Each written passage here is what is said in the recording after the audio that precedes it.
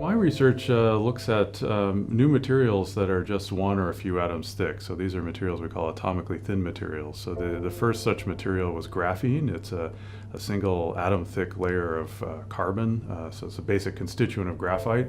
And these materials have very interesting new electronic properties. So we're looking at these materials to make new kinds of electronic devices that might replace the transistors in silicon, for instance. We're really aimed at the heart of computing. So we're aimed at replacing the processors that are used in every kind of computing, from your desktop computer to your phone, and most importantly in servers, so server farms. So most of the computing that's done today is actually done not on your device that's next to you, but in fact in the cloud.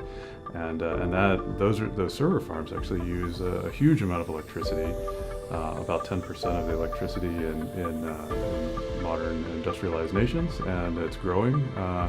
So we want to reduce that, and so we need a new technology that uses much lower energy.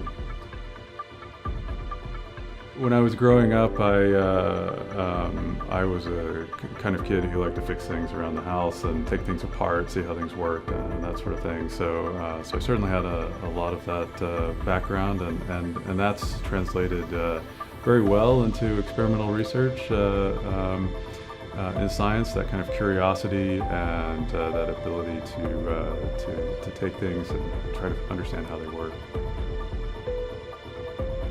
The vision is to use some new physical concepts enabled by atomically thin materials that allow conduction of electricity without any resistance at room temperature, and to make some really fantastic new types of electronic devices that would replace conventional transistors and use much lower energy in computing than conventional silicon transistors. And so that's a big challenge right now. Computation uses a lot of electricity, and we want to reduce that.